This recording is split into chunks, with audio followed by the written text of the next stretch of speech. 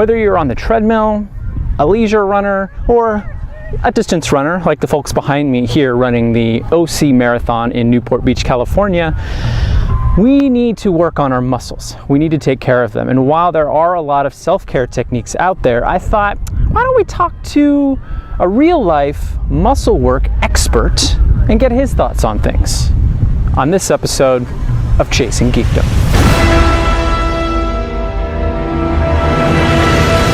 You may be wondering who this guy is. I am the first guest on Chasing Geekdom. He is. It's a good thing you said that because I'm having a problem talking today. This is Leland. Hi, nice to meet you. Sunset Pier Clinical and Therapeutic Massage, based in Fargo, North Dakota, but he does travel. I do travel. He does travel. Yes, I do travel. And a little bit of a side note, he might happen to be my best friend in the whole entire world and galaxy. Yeah, I like that. That works. Yes. We met in college, long time ago. The galaxy far, far away. That too. Yes. Yep. Star Wars poll.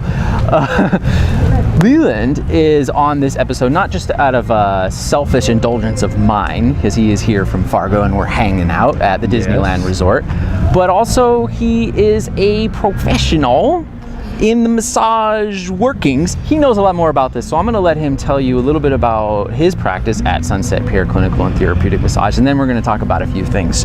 All right, as he said, my name is Leland Whitehurst, and I am with Sunset Pier Clinical and Therapeutic Massage.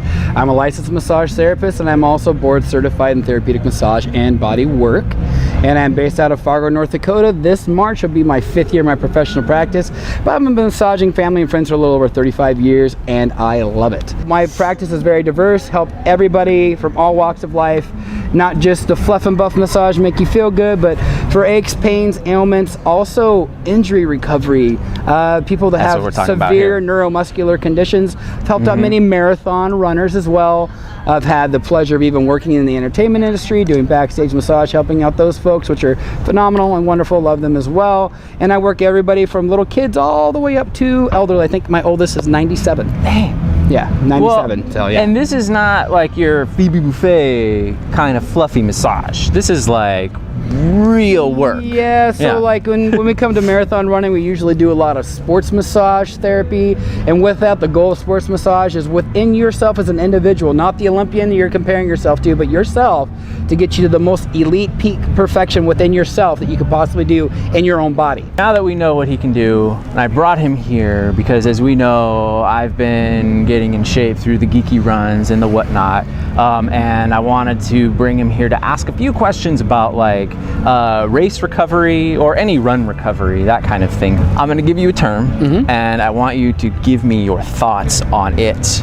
Wonderful. And one of the fads, not fads, but one of the obsessions, I would say, with runners, myself included, is foam rollers. And I know that it is no replacement, as you've said before, for like, you know, a person, you know, professional like him. But what do you think about the foam rolling?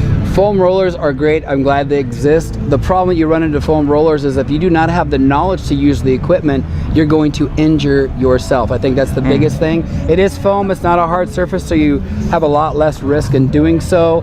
But even with foam rollers, you want to know some basic anatomy, where your attachment of your muscles are, so that you're not damaging those attachment sites where to get technical on you, where your tendons are actually attaching into your bones. It's important to know where those attachments are and those insertion areas are, so that you're not damaging those tendons and possibly also damaging the ligaments which attach your bones together. Where would be a good place for people to get some knowledge like that on the interwebs? The nice thing about the internet is there's a lot of great resources for anatomy and physiology. It would take a long time to tell you all this stuff of where all the places are to go. Do your homework and make sure they're a reputable site. There's ways that they have certifications to show that they know what they're talking about. But even as a runner, and if you're taking this seriously, I highly recommend getting a good anatomy and physiology book. You need to know how your body works and how it functions.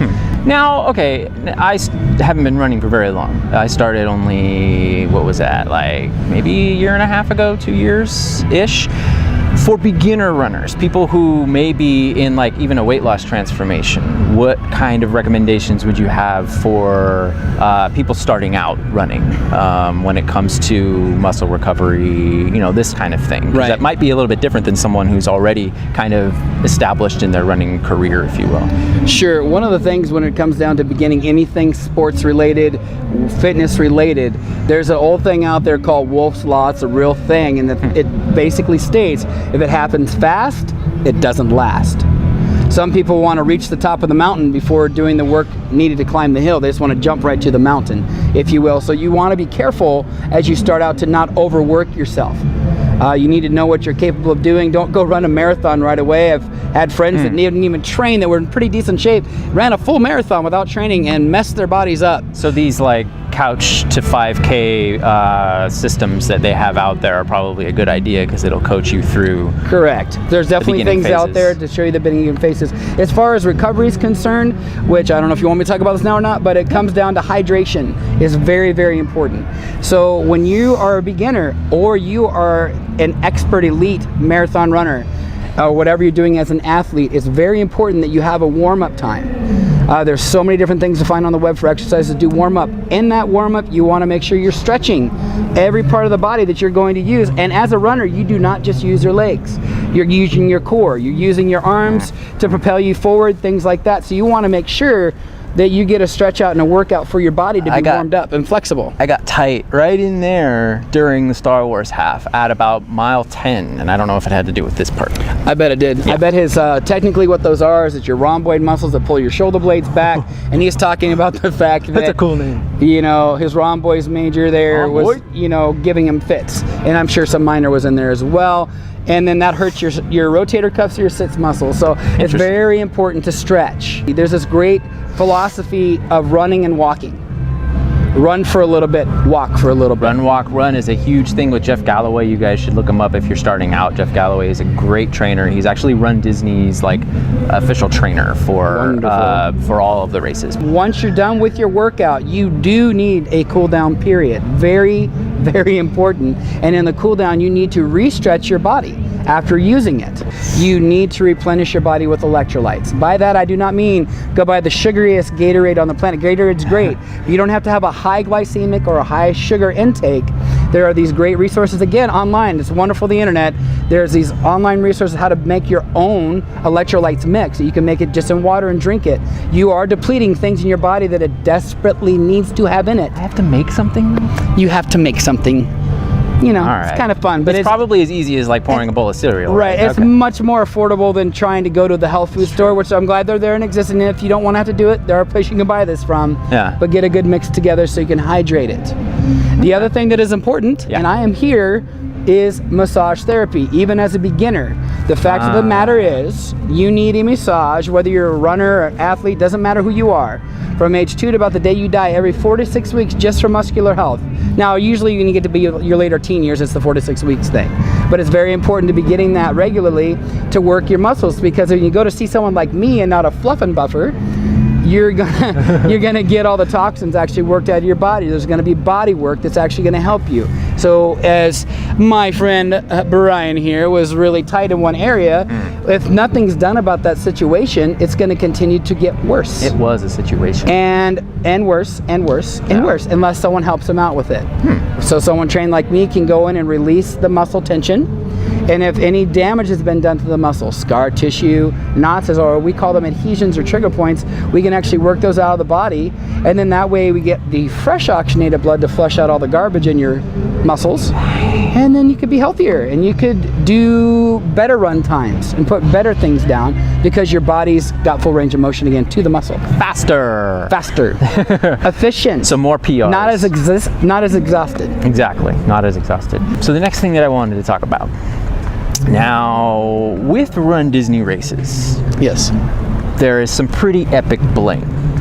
And when people come to the resorts and they get their epic bling, such as, what? Did I accidentally? I mean, I don't know what's going on. Like this guy right here. Epic bling. Epic bling. So that apparently Chewbacca's not allowed to wear. Exactly. Don't get me started. So we get the bling. Yes. and we want to get pictures with the Bling. Yes. So after the races, there's a lot of walking around, and you'll see me doing stuff like, kalik, and then, like the selfie with the kalik, like this, things like this. Yeah. Now, what that entails is, of course, a lot of walking around Disney parks after a long race. Yep. Now, not the most advisable thing to do, I understand. I don't advise it. But, oh, excuse me, don't advise it. Fact, it's gonna happen. Yes. So, I'm sure you've worked around bad habits before. Yep, all day. What? That's my job. With that bad habit, which I learned the hard way from after the half marathon in January. Knowing that it's going to happen, what would be some workarounds, if you will? What would you recommend right after the race? That kind of thing. What I'd recommend, it really goes back to you, the individual themselves. Know your body and know what you can do and what you can't do. So as you're doing your practice runs, to learn your run times, to build up your endurance, all these things, what's your cool down like when you run a half marathon or a full marathon in training, or a 5K or 10K? What is it like after you ran that first mile even? What is your body telling you when you're done with that race? What can you actually do? So knowing what downtime you actually need, which takes practice, because you need to practice running.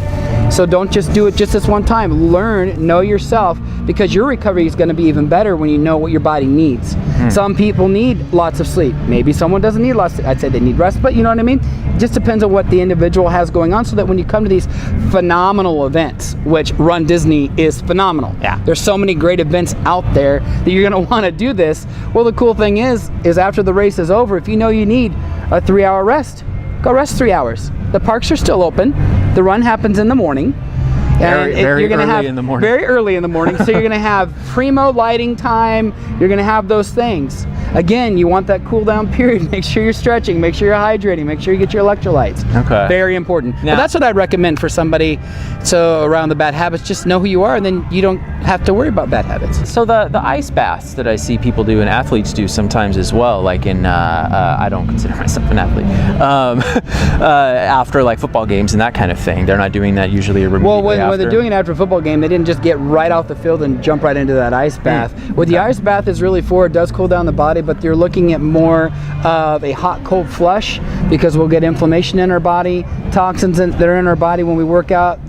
It's really up to your muscles what they can handle for the stagnant lactate acid that can build up in there. And so it's really, they're trying to help pump that out. And the way you do that is hot for 10 minutes. I'd start with hot. Cold for 10 minutes. Hot for 10 minutes, cold. And by cold, I do mean ice. And what that does is it closes your veins, opens your veins, closes your veins, opens your veins. Gives that pumping action to flush out those toxins better. Interesting. Massage immediately after, not a hardcore one. No. So if you're going, and I have nothing bad to say about any massage therapist out there. Everyone chooses their path and does what they do, but based on my knowledge and education and training, to get a vigorous massage after a run could damage you severely. Your muscles are already having many tears all over the place, because when you work out, your muscle gets torn. That's why you build muscle, because it tears and gets stronger. So you have the risk of really messing up your body royally. So after we worked on marathon runners, they do have a cool down period of at least 3 hours before they see us, at least. And we need to make sure they're hydrated and they've got their electrolytes. And it's a very, very, very non-invasive, relaxing massage. Is there any other aspects of like race recovery that you would say is important for all of us dummy runners to know? All right, well, I will tell you about, if you were to come to me, you're my client, I have sports massage packages where there's a pre-event to get you ready for your run, to wake your body up.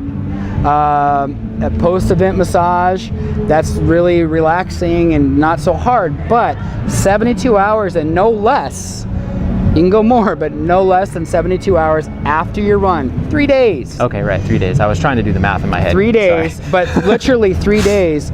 Then you would go to whoever your licensed massage therapist, your professional therapist is, who has knowledge and skill, not just anybody who says they do, but actually has it. preferably one that is trained in sports massage therapy. So after 72 hours or 3 days, then you get what's called a maintenance massage. In that we're going to do a lot of passive stretching. Technical term is PNF stretching.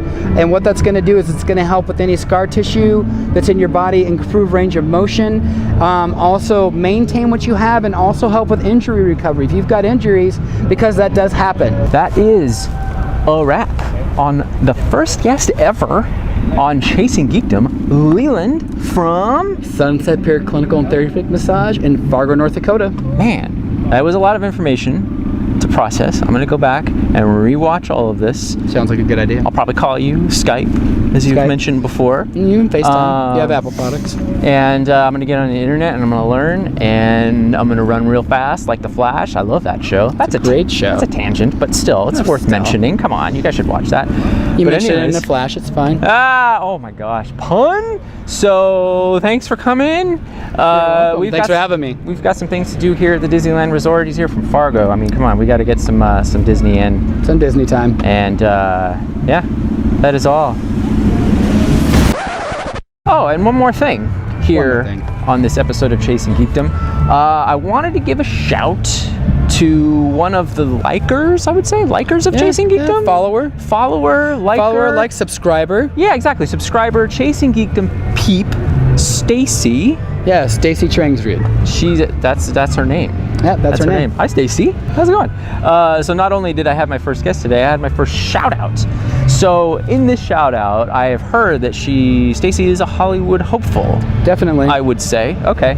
So very talented, very skilled. So as someone who has been in the trenches of the Hollywood places, just a few bits of advice. Watch more Party Down than Entourage. I think we know Entourage is unrealistic, other than like the 1% of the 1% of the 1% of the, you know, of someone that knew the right person, there they are at the right time, kind of thing. Yeah, but yes. Party Down, watch over Entourage to get a real idea, because you know there'll be a lot more waiting tables than, you know, driving around in Maseratis. Correct. Another thing, create now. Wherever you are, start creating, start writing. Don't wait for someone to hire you. There's a guy, his name is Ricky Gervais. You may know him. He created done a few things. He created the UK version of The Office, which was the original Office television show called Extras, that like every A-lister was on, and just an all-around hilarious actor. One thing that he once said was, be a cocky little nobody and write what you know. So when you're out there creating things, find a story that only you can tell and create it.